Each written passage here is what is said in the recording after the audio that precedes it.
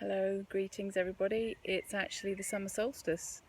It's probably about 18-19 degrees today, Sunday the 21st of June. Also Father's Day.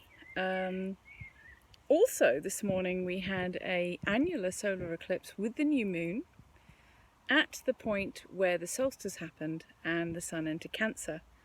On the nodal axis, pretty much, because our nodal axis is 29 degrees Gemini North Node of the moon. So pretty intense times, eh? Like I say, it's not very warm, it's quite breezy, and I'm out just briefly with the doggy in the park. Actually in Sonning, which is just over the bridge from Oxfordshire one way and about 3.5 miles, is it north of Reading maybe? I'm not very good at my geography actually, to be quite honest, but one really horrific event that has happened in the last 24 hours, yesterday on the solstice eve, the 20th of June, it was a Saturday evening about 7 o'clock, there was an act of terrorism in Reading. And lots of people got stabbed and 3 people died. And it was a very sad thing. A young man from Libya decided to kind of go crazy in a very reputable, nice area of Reading called Forbury Gardens, and stabbed people. It was horrific. So quite strange and strong energies this solstice. You know, I think emotionally, fear and sadness and anger and grief and just rage and hysteria has really hit us, and the emotions are flying around. And you know, being that we do have sun and moon in Cancer, and also Mercury going retrograde back into Cancer, trining with Aries Chiron, and also trining with Capricorn, Pluto Jupiter, it's creating quite a strong energy. Thank goodness we don't have a cardinal cross going on. So if we had something, you know, something else going on in Libra, we would really be having some, well, there will be, actually, I shouldn't say that. There is always a fixed star somewhere, and I'm sure there is a fixed star in Libra, so, and I'm not quite sure which one, but I would have to look it up, actually. But I know that Hygeia might be present somewhere around that area. I'm not brilliant at my fixed stars, I'll be honest. I'm is it called evolutionary astrologer, or I don't really know if I call myself that, an esoteric astrologer.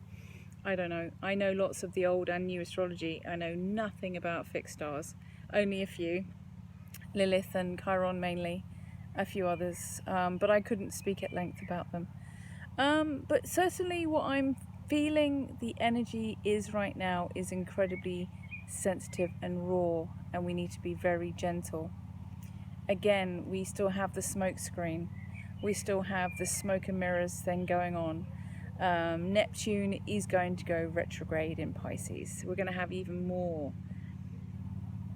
of the same fake news, nonsense going on. And Mars is there too. So Mars has this purpose in Pisces to create delusionary ideas of grandeur.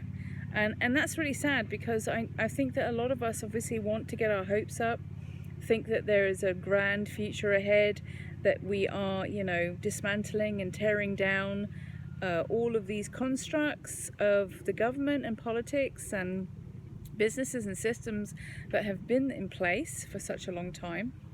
And, you know, of course, Trump being one of them, is a guy that comes along and is, as he calls it, drains the swamp of all of these ridicule and lies. But the fact of the matter is, what do we really know to be true? And can we really trust him? Can we really trust any of it? And sorry, but the way I see it is that we can't just trust every single thing we're reading. We need verified evidence, verified data, and, you know, we need to research the hell out of anything that we're finding out on the internet or anywhere. Any media source or any news could just be smoke and mirrors, and it's just so really worrying at the moment.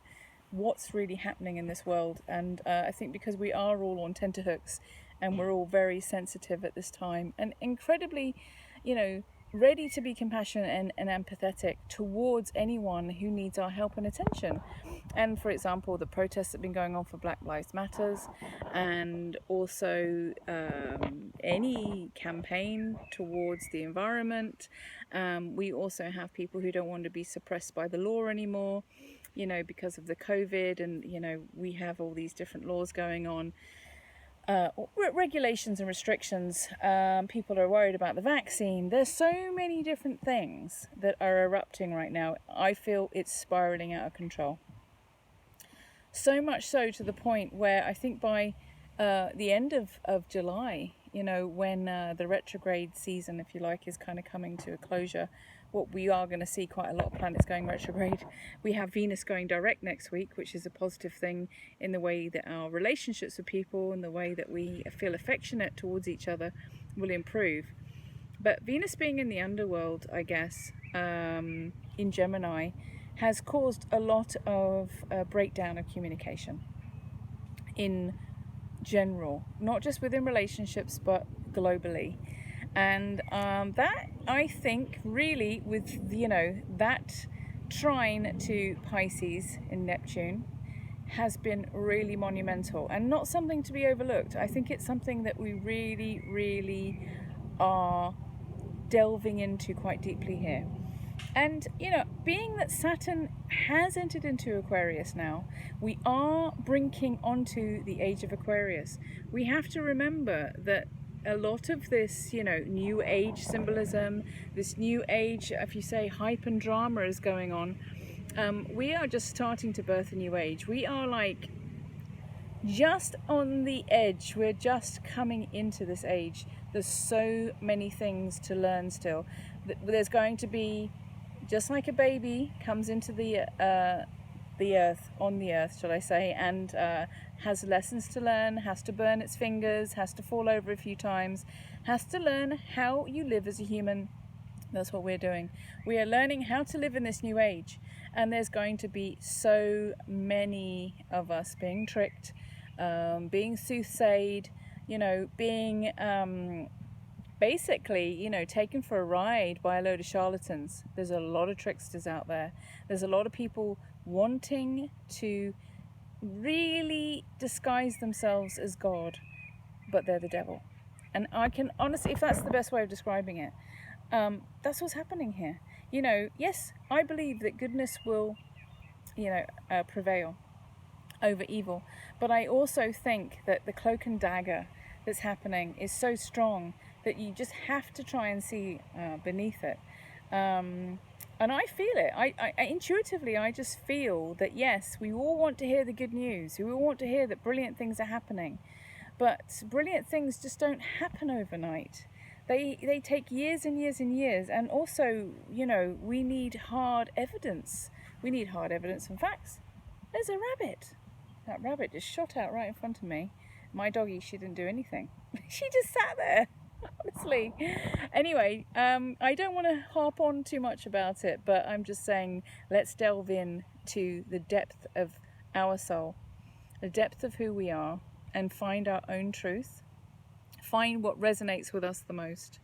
And I truly think that what probably resonates with most people is truth, love, and compassion for everything that's around us and in our environment and in our societies, within our families and our friendship groups and our workplaces.